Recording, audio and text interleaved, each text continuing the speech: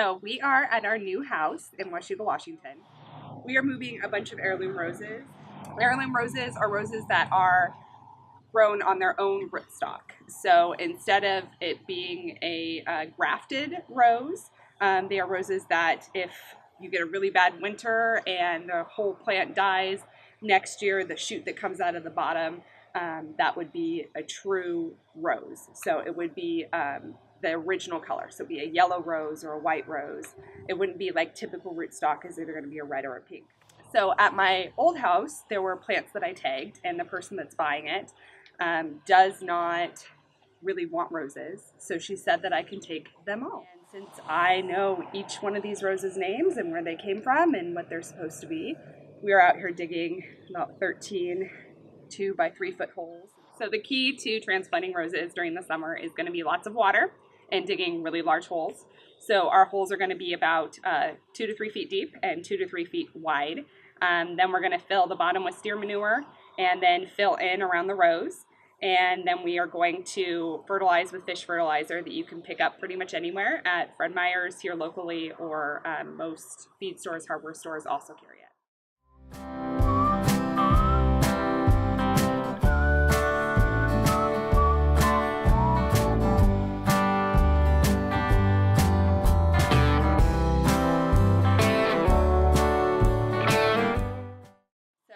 Right now we're on our last hole that I think we're going to dig for today. Then I'm going to count them up and see how many holes I have and then see how many roses I'm going to bring. I'm not going to make my family dig 100 holes. Fortunately, I don't have 100 roses, so that's the good news. And then what we're going to do next is at the other house, we're going to be digging up all of those roses within a few hours. I want to do it late in the evening and then hopefully bring the roses out the next morning, get them all put in these holes, watered in. And we're going to show you that next.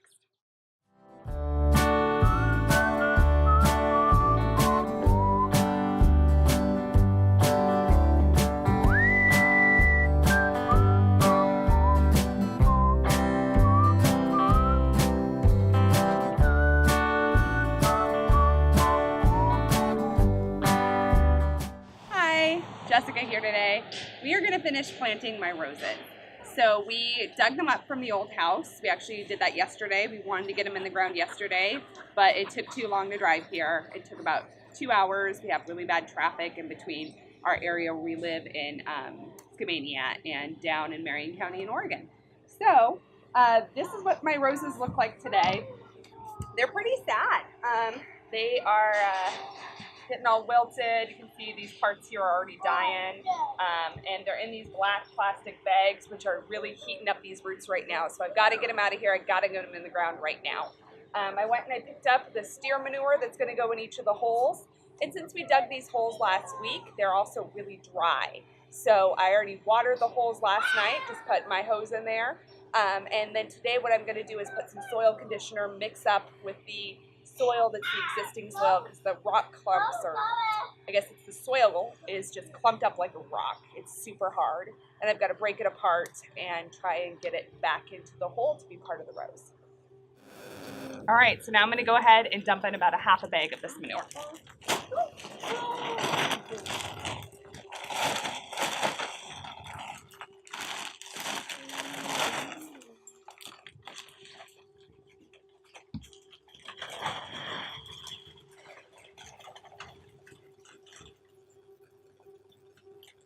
Next thing I'm going to do is get some soil conditioner.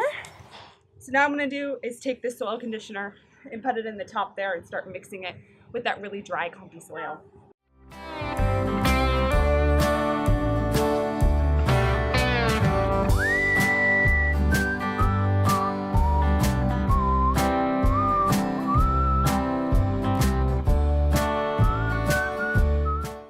So now I've got my gardening gloves on, and I'm going to go ahead and break up this dry, icky soil. Natural soil is really good to have in your hole. It's what your plant is going to have to be used to. So you want to make sure that you have some in there, but you don't want it to be something the plant can't work with. So if we break this down a little bit, mix it in there with some soil conditioner, we should have a much better result as far as how the rose is going to grow.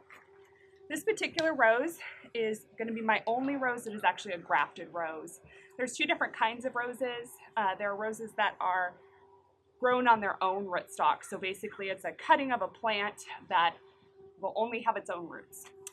Grafted roses like this one, it has a chance of sending off shoots from the rootstock, which is usually red. So then you have a really pretty pink rose that suddenly has this red blossom, and that would be how grafted roses work. So what I'm gonna do is put some of this in here, get this all mixed in.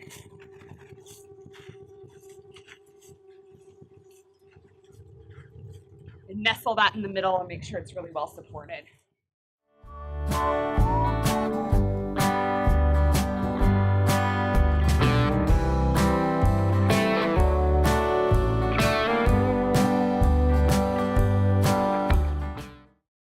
Trying not to disturb the manure that's at the bottom of the hole.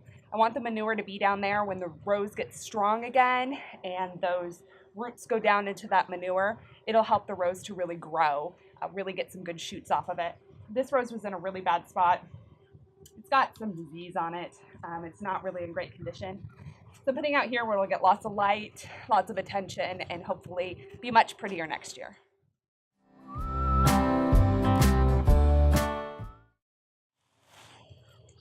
You also want to be careful when you're transplanting roses if you had any invasive weeds where you were at before, like this crabgrass here.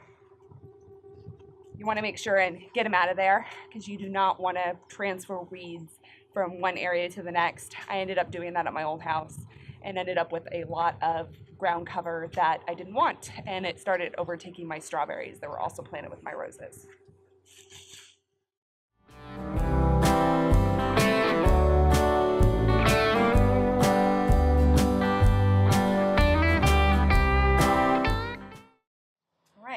So I like how that placement looks. I'm going to go ahead and fill around the rose.